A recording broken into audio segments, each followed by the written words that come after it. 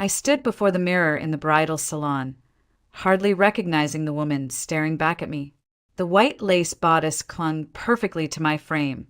The long train spilled across the polished floor like a river of snow, and for a fleeting moment I felt like the princess I had once dreamed of being. My mother's reflection appeared behind me, her hands warm as she adjusted the veil.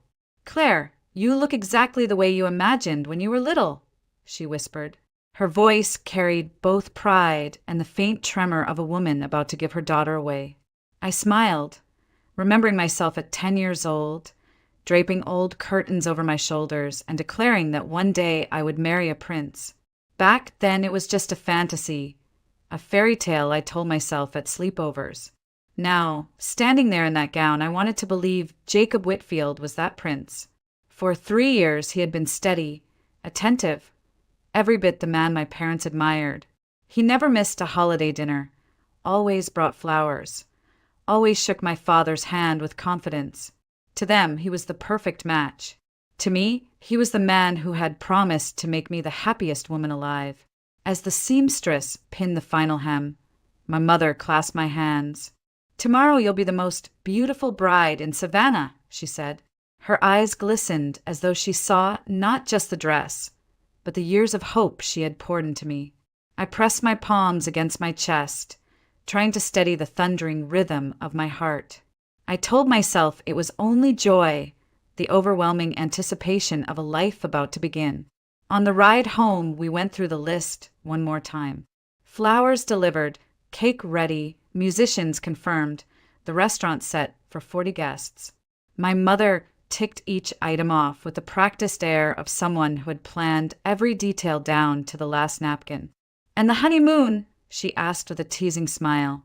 I laughed. Jacob had insisted on keeping that part a surprise. Something unforgettable, he had promised, and I clung to that word like a charm.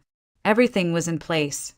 The town was already buzzing with talk of the wedding, of how the Mitchells and Whitfields would finally be joined.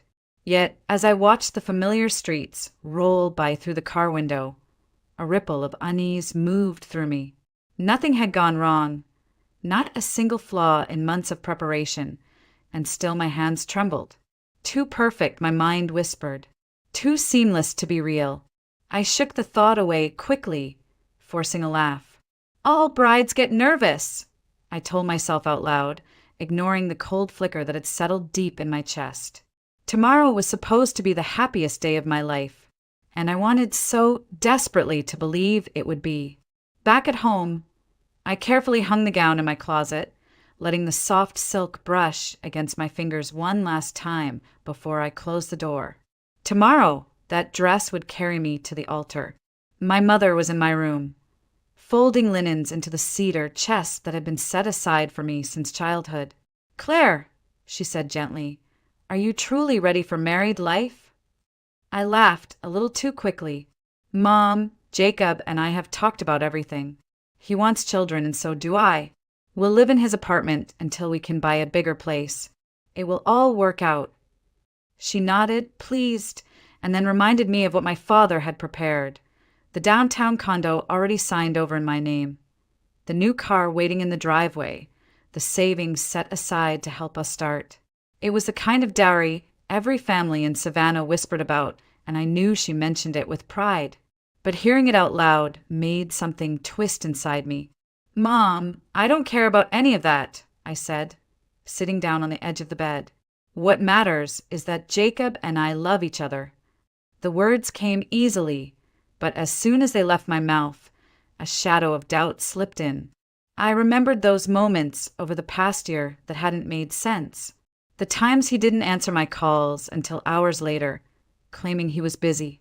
The quick way he'd slide his phone back into his pocket whenever I walked into the room. The late nights with friends, always the same excuse. And then there was the way he said, "I love you." Or rather, the way he never said it first. Always in response, never as an offering. Instead, he'd grin and call me Sunshine, as if pet names could replace real words. I shook my head at the memory, chiding myself for inventing problems where none existed. After all, he had proposed, hadn't he? He had planned this wedding. He was going to stand with me tomorrow in front of God and everyone we knew. Still, that nervous flutter wouldn't let go of my chest. I tried to tell myself it was normal, that every bride doubted a little the night before. Maybe the trembling hands, the sleepless thoughts, the cold ache in my stomach were all part of the ritual. The phone rang, breaking my spiral. I grabbed it quickly. Hello. Hey, sunshine. Jacob's voice was warm, calm, everything I needed to hear. How's my bride-to-be? Did you like the dress? I closed my eyes, letting the sound of him wash over me. It's perfect. I can't wait for tomorrow. And I can't wait to make you my wife, he said softly. Forever, Claire. We'll have forever. I smiled into the dark, clutching the phone as if it could anchor me. For tonight, his words were enough to quiet the storm, at least for a little while. I couldn't sit still after our call. Jacob's voice had sounded so tender, so reassuring, that I wanted nothing more than to see him, to share the joy swelling in me. Just half an hour, I told my mother as I slipped on a light coat. The evening air in Savannah was soft and fragrant, laced with honeysuckle and the faint salt of the nearby marsh. My heels clicked against the pavement as I cut through the familiar park. Neighbors called out blessings for tomorrow, and I waved, smiling like the luckiest woman alive. His building came into view, the bricks still fresh from recent painting, the sleepy cat curled in the windowsill downstairs. I climbed the steps 2 at a time, heart racing not from nerves but anticipation. I lifted my hand to knock when Jacob's voice floated through the thin wooden door. Mom, stop worrying. Everything will be fine. I froze. His tone was calm, confident, the way he spoke when convincing a client. His mother's voice answered, quivering. Jacob, are you sure about this? About Claire. I waited for his immediate protest, his declaration of love. Instead, he chuckled, low and careless. I've told you 100 times. Claire is like a sister to me. I've gotten used to her over the years. She's a sweet girl. The word sliced through me. Sister. My chest tightened, but I stayed rooted to the spot, desperate for him to correct himself. But do you love her? His mother pressed. Jacob laughed outright, a sound that made my blood run cold. Love, Mom, is for storybooks. In real life, you have to use your head. You've seen what her parents are giving us, the downtown condo, the car, the money. And her father's connections at City Hall? Priceless. This marriage is security, not romance. The world tilted beneath me. The banister dug into my palm as I gripped it for balance. Every tender smile, every whispered promise, every time he'd brushed my hair from my face, it all cracked like cheap glass. His father's voice joined in, steady and approving. She'll make a good wife. Polite, respectable, from the right family. You're making the right choice. Jacob's next words shattered what little strength I had left. Besides, Samantha Brooks is back in town. Remember her? We were happy together once. With her, I can have passion. With Claire, I get stability. Best of both worlds. Samantha. The name roared in my ears. I remembered her vaguely. Dark hair, older than us, the kind of girl who turned heads in high school. She had been gone for years, and now she was back, sliding seamlessly into the space where my heart had once belonged. Jacob's voice lowered, intimate, but still clear through the door. I'm meeting her tomorrow morning before the ceremony, just to settle things between us. That was enough. My body moved before my mind could catch up, heels clicking too loud as I fled down the stairwell. My vision blurred with tears, my breath coming in shallow gasps. 3 years of believing. 3 years of building dreams on sand. Sister, dowry, Samantha. The words hammered against my skull. By the time I stumbled into the cool night air, the truth had rooted deep inside me. Jacob hadn't loved me at all. Every moment we'd shared had been nothing but a calculated act. And my fairy tale had just ended at his doorstep. I don't remember how I made it back across town. 1 minute I was standing outside Jacob's door with my heart in shreds. The next, I was stumbling into my bedroom, the glow of my wedding gown spilling from the half-open closet like a cruel reminder of what tomorrow was supposed to be. My mother asked if I was all right, her voice warm and concerned. I forced a smile, muttered something about being tired, and slipped past her before she could see my trembling hands. The house was quiet, but inside me, chaos reigned. I lay on my bed, staring at the ceiling as every moment of the last 3 years replayed in brutal clarity. The way Jacob had taken me to meet his parents far too quickly. Had it been romance or strategy? The questions he'd asked about my father's work, his thinly veiled curiosity about the apartment deed, the savings account, the car. The way he'd avoided saying, "I love you" first, letting me feed him the words, and echoing them back with a smile that, in hindsight, felt rehearsed. How had I been so blind? I had built castles out of sand, convinced myself they were made of stone. For hours, I lay there, caught between two unbearable choices. I could keep silent, marry him, and preserve my family's honor. The guests would smile, the photographs would hang on our walls, my parents would hold their heads high in Savannah society. But I would know.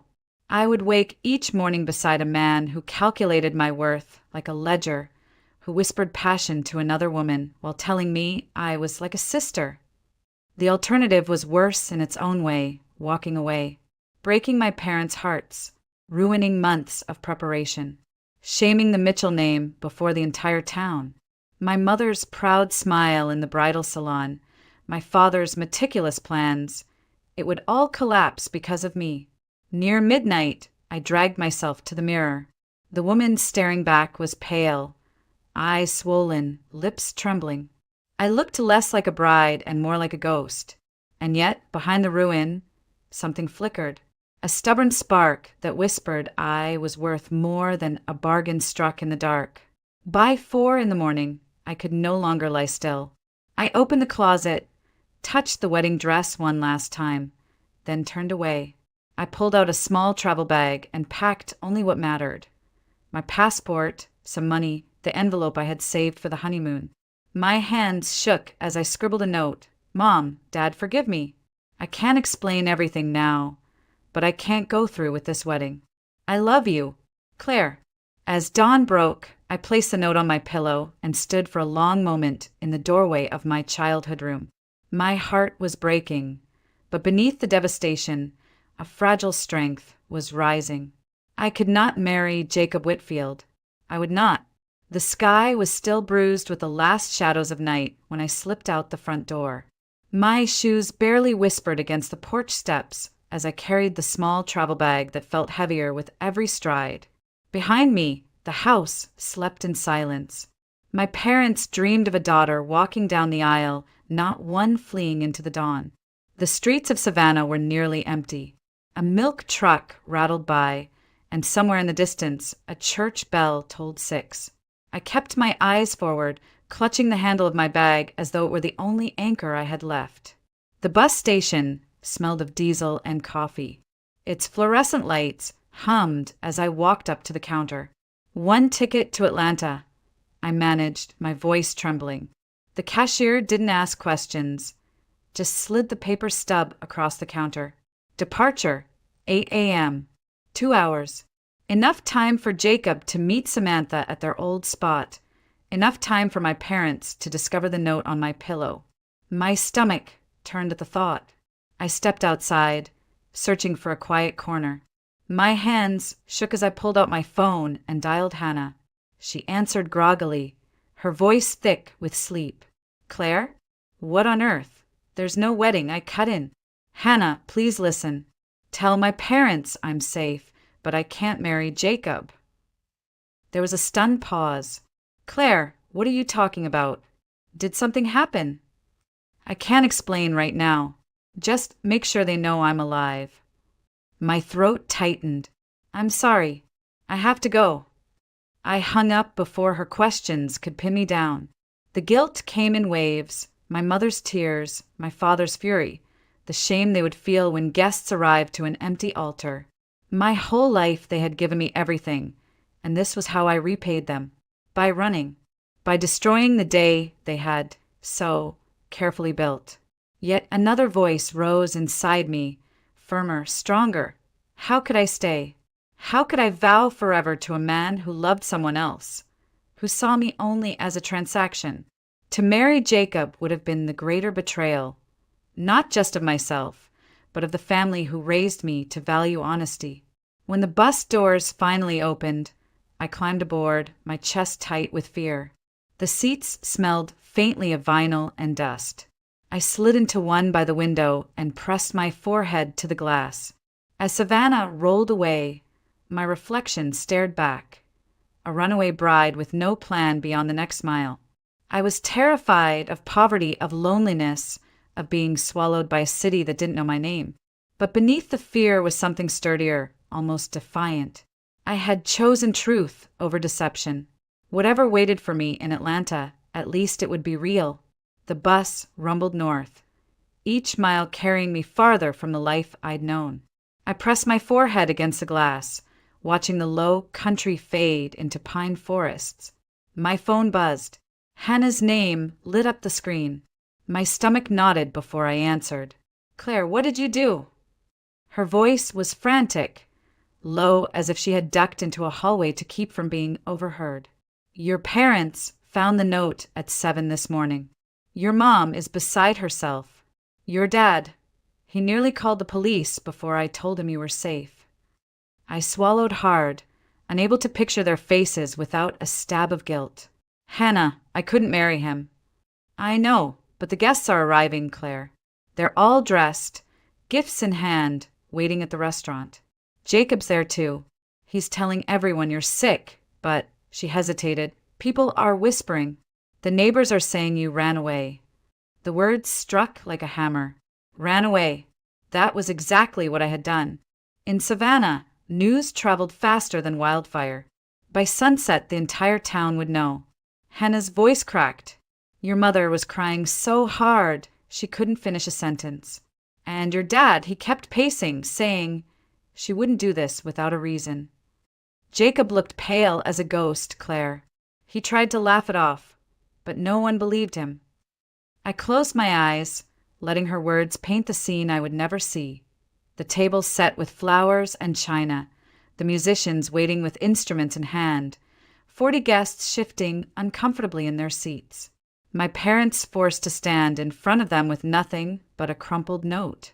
And Jacob, cornered by whispers, his perfect reputation slipping away as neighbors leaned close to trade theories. "What are they saying about me?" I asked quietly. "That you got cold feet. That maybe you realize something. Some even say Jacob wasn't as perfect as he seemed." Hannah exhaled sharply. "Claire, this is going to be the scandal of the year." I almost laughed, though the sound caught in my throat. "Then let it be. Better a scandal than a lie." The bus hissed to a stop in Atlanta, and the driver called out the station name. I gathered my bag with shaking hands. The city loomed outside, vast and unfamiliar, humming with a life that didn't know me or my story.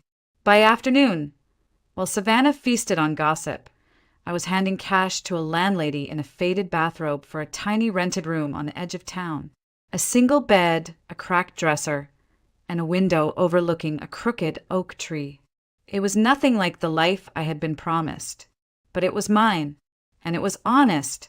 The first night in Atlanta passed in a blur of exhaustion and nerves. I lay on the narrow bed of my rented room, staring at the cracked ceiling, listening to the muffled hum of traffic outside. By morning, the reality hit me. I had no plan, no connections, no safety net. The only work I'd ever done was in my father's office, answering phones, filing documents, a job handed to me because of his position. Out here, none of that mattered. I forced myself into the streets with a borrowed newspaper tucked under my arm, circling classifieds like someone who knew what she was doing. But every posting seemed to require experience I didn't have. My savings, meant for honeymoon, suddenly looked like a fragile lifeline that could vanish in weeks. An internet cafe caught my eye, its windows fogged from the heat of old computers. Inside, a college kid with headphones showed me how to search job sites and fill out applications. My fingers hovered awkwardly over the keyboard as I tried to craft a resume that sounded more substantial than it was. 3 years of administrative assistant under my father's name. Would anyone in this city take that seriously? I sent out resume after resume, heart pounding with each click of the mouse. By the 10th, my palms were slick with sweat. I felt like an imposter wearing borrowed clothes, a child pretending to be an adult. 2 days later, the phone in my tiny room rang. A woman's brisk voice introduced herself from a marketing firm downtown. "We received your application. Can you come in tomorrow for an interview?" My breath caught. Yes, of course. The next morning, I stood in front of a glass building that seemed to scrape the sky. My knees nearly gave out as I crossed the lobby, clutching the strap of my borrowed handbag. In the mirrored elevator, I caught sight of myself. Neatly pressed blouse, hair pulled into a careful bun, makeup hiding the shadows under my eyes. I looked the part, but inside, terror clawed at me. The interview room was sleek, intimidating. Across the table sat a woman in a navy suit, her pen poised above a notepad. "Tell me about your experience." My throat dried. I spoke about handling clients, about organizing schedules, half true, half stretched.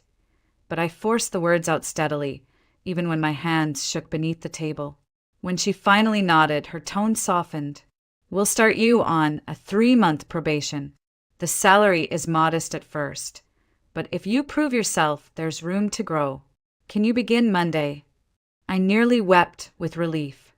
Yes, absolutely. Walking out of that building, the sunlight felt different, warmer, sharper. It wasn't triumph, not yet, but it was a start, my first fragile victory. And for the first time since I'd left Savannah, I believed I might actually survive here. 3 months passed in a blur of work and exhaustion. I stumbled through the early weeks of my probation, terrified each mistake would expose me as a fraud. But little by little, the fear ebbed. By the end of the 3rd month, my supervisor shook my hand and said, "Welcome to the team." It was the first time in years I felt like I had earned something on my own. That fragile sense of stability shattered the morning Jacob appeared. I had just settled into my small office cubicle when the receptionist buzzed. "There's a man here asking for you." I stepped into the hallway and froze. Jacob stood there in a pressed suit, thinner than I remembered, with a bouquet of white roses, my favorite. His eyes searched mine, uncertain, almost desperate. "Claire," he said softly, as though we were alone in a church instead of a bustling office building. "I had to see you." The air left my lungs. For a moment, I was back at his door in Savannah, listening to the laughter that had gutted me. But I straightened my spine. "How did you find me?" "Your father," he admitted. "It took weeks, but he finally told me. Please, just hear me out." We ended up in a quiet conference room. He placed the flowers between us like a peace offering. "I was a fool," he began. "I said things I didn't mean. I thought marriage was about stability, but when you left, I realized what I lost. I love you, Claire. Truly." I felt my jaw tighten. "Stop. I heard every word you said that night, every single one.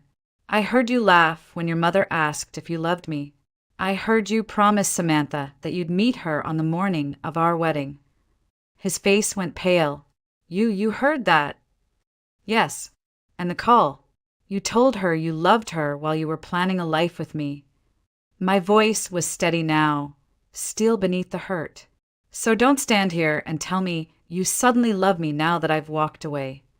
He leaned forward, desperation leaking into his voice. "I was wrong. I thought I could have both. But I swear losing you showed me the truth. I want only you." I shook my head slowly. "No, Jacob. You didn't lose me because you made a mistake. You lost me because you never saw me as more than a convenient purchase.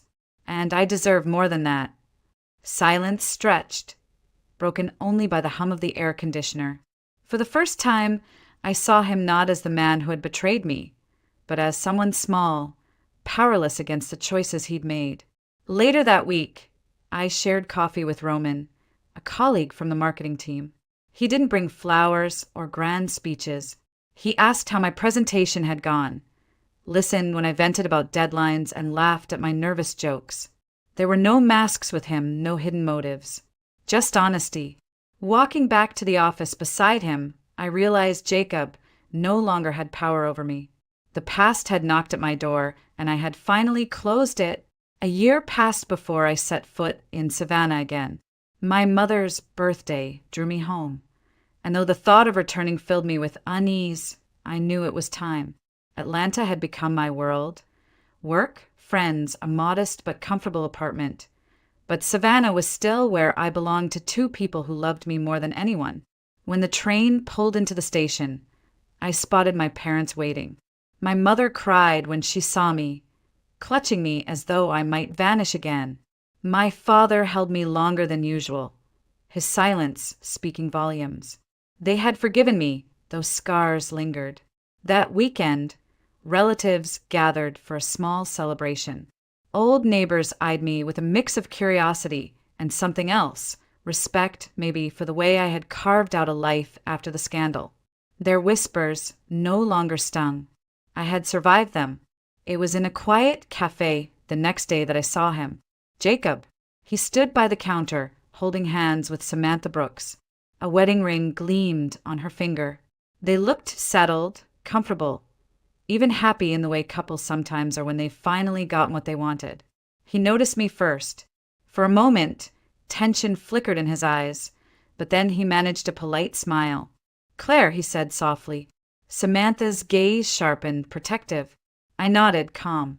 "Jacob." "Samantha." My voice surprised me with its steadiness. There was an awkward pause before he introduced her as his wife. She extended her hand, and I took it. "Congratulations," I said. "I truly hope you're happy." The words weren't forced. To my surprise, I meant them. The bitterness I once carried had dissolved into something else. Acceptance. What happened between us was finished. A closed chapter that no longer dictated my future. As we parted ways, I walked out into the Savannah sun and felt lighter than I had in years. Seeing him didn't ignite rage or longing. It simply confirmed what I already knew. I had let go. That evening, sitting at my parents' kitchen table with the smell of my mother's peach cobbler drifting through the air, I reflected on the woman I had become. I wasn't the naive girl who once measured her worth by a man's attention. I was someone who had rebuilt herself from nothing, who had chosen truth over comfort, integrity over illusion. Back in Atlanta, my life with Roman unfolded slowly. He never rushed me, never demanded promises I wasn't ready to make. We shared dinners after work, long conversations about our pasts, even comfortable silences. His honesty was his greatest gift, and it built a foundation steadier than any dowry or social standing. As the train carried me back to Atlanta after the visit, I looked out the window at the receding fields and knew I had finally found peace. Savannah was part of my story, but it no longer defined me. The future was mine to write, and for the first time I trusted myself to write it well. The train slid into Atlanta just as the evening sun turned the skyline gold. From my seat by the window, I watched the glass towers shimmer like beacons, calling me back to the life I had built here. When I stepped onto the platform, I felt something I hadn't expected: relief. Not just for returning to a familiar place, but for knowing that this city, once so foreign and terrifying, was now home. Walking through the crowded station, I thought about the girl who had fled Savannah a year ago, trembling, clutching a single bag, convinced she was destroying everything her parents had given her. That girl had believed she was a coward, a runaway. But standing here now, steady on my own 2 feet, I understood the truth. She wasn't running from responsibility. She was running toward freedom. At my apartment, the key turned easily in the lock. The small living room, the second-hand couch, the kitchen that smelled faintly of coffee grounds. It all carried the weight of my effort, my choices. For the first time in my life, everything around me was mine not because of family connections or dowries, but because I had earned it. My parents had embraced me during my visit, and the guilt I carried for so long had softened. They loved me, even if they hadn't understood me at first. They had given me roots, but I had given myself wings. That night, Roman stopped by with takeout in his hands and his usual easy smile. He never tried to dazzle me with grand gestures. Instead, he offered something Jacob never had: honesty. We ate on the couch, shoulder to shoulder, laughing over stories from work. At one point, he reached for my hand, and I didn't pull away. Not because I felt obligated, not because anyone expected it, but because I wanted to. It struck me then how different this love was from the one I had nearly chained myself to. Roman wasn't a calculation, a trade, or a performance. He was simply a man who chose me and whom I chose back. No masks, no bargains, just us. Before bed, I stood at the window, watching the city lights burn against the night sky. My reflection in the glass looked calm, almost radiant. I thought of the dress, still hanging in my childhood closet, unworn. Once it had symbolized everything I thought I needed. Now it was only fabric.